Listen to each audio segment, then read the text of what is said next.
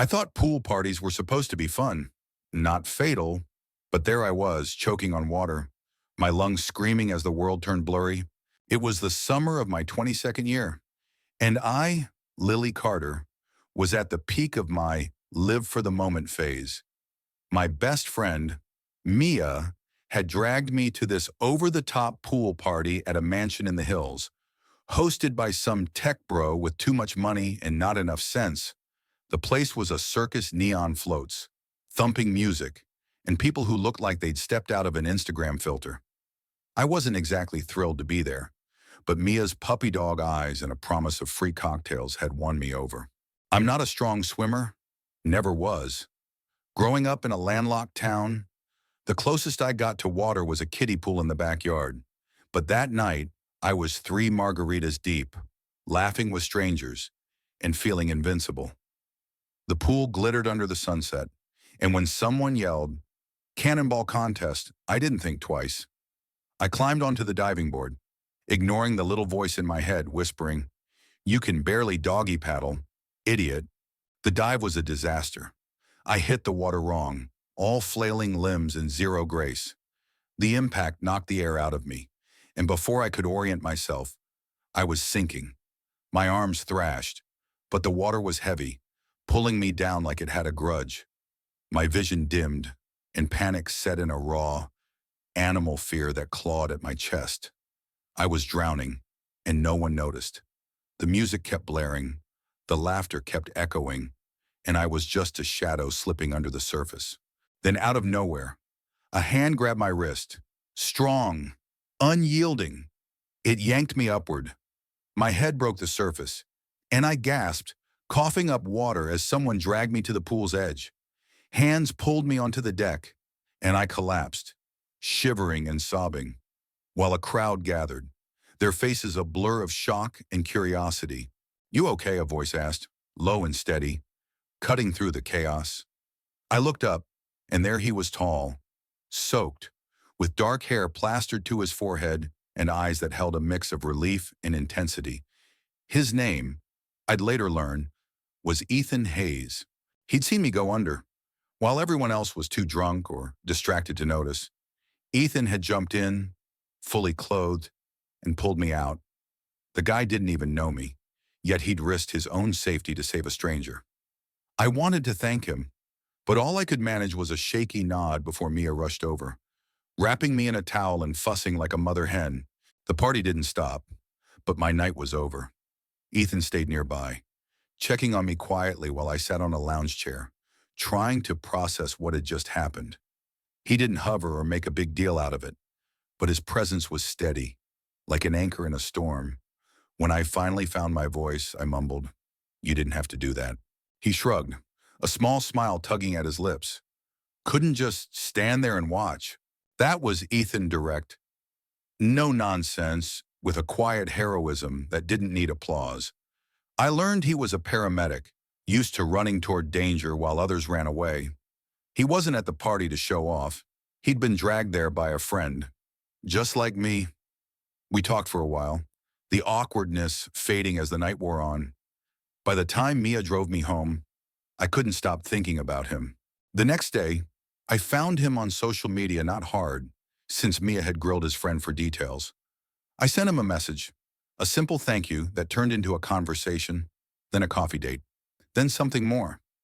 Ethan wasn't like the guys I dated before, the ones who talked a big game but flaked when it mattered.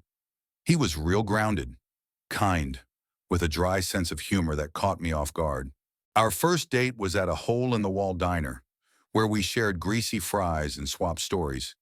He told me about growing up in a rough neighborhood, about the time he'd pulled a kid out of a burning car during his first year as a paramedic. I told him about my fear of water, my obsession with true crime podcasts, and how I'd always wanted to be a writer but was stuck in a dead-end marketing job. He listened like he actually cared, his eyes never leaving mine. And I felt something shift inside me, a spark I hadn't expected. But it wasn't all smooth sailing. Dating someone who'd saved your life came with baggage. I couldn't shake the feeling that I owed him, that our relationship was built on a debt I could never repay. Every time he did something sweet, bringing me coffee during a late-night work crunch or fixing my leaky sink, I wondered if I was with him out of gratitude rather than love. It gnawed at me, this question of whether I was being fair to him, to myself. Then there was Ethan's side of things. Being a paramedic wasn't just a job, it was who he was. He worked insane hours, saw things that would break most people, and carried it all with a quiet strength that both awed and intimidated me. Sometimes he'd come over after a shift, his eyes haunted, and I'd feel helpless, unsure how to reach him. He didn't talk much about the bad days, but I could see the weight of them in the way he'd sit, staring at nothing, his hands clenched. One night, about 3 months in, we had our first real fight. It started small. I'd made a snarky comment about him always being on call, and he snapped back, saying I didn't get how much his job mattered. The argument escalated, words flying like knives. I accused him of shutting me out. He said I was too caught up in my own head to see him for who he was. "You think I'm some hero because I pulled you out of that pool," he said, his voice tight. "But I'm not. I'm just a guy. Lily, stop putting me on a pedestal." His words hit hard because they were true. I'd been idealizing him, turning him into a storybook savior instead of seeing the flawed, human person in front of me. We didn't talk for a few days after that, and I was terrified I'd ruined everything. But then he showed up at my apartment with a pizza and an apology, and we talked, really talked for the first time. "I don't want you to feel like you owe me," he said, his voice softer now. "I jumped in that pool because it was the right thing to do, not because I wanted something from you." I realized then that I'd been holding back, afraid to fully let myself fall for him, not because of gratitude, but because I was scared of how much he already meant to me. Loving someone like Ethan, someone who ran toward danger, who carried the world's pain on his shoulders, meant accepting the risk that came with it. But as I looked at him, sitting on my couch with pizza grease on his fingers and that lopsided smile, I knew I was all in. Over the next year, we grew together, navigating the messy, beautiful reality of a relationship. I started taking swimming lessons, determined to conquer my fear of water. Ethan was there at every class, cheering me on from the sidelines, even when I flailed like a drowned cat.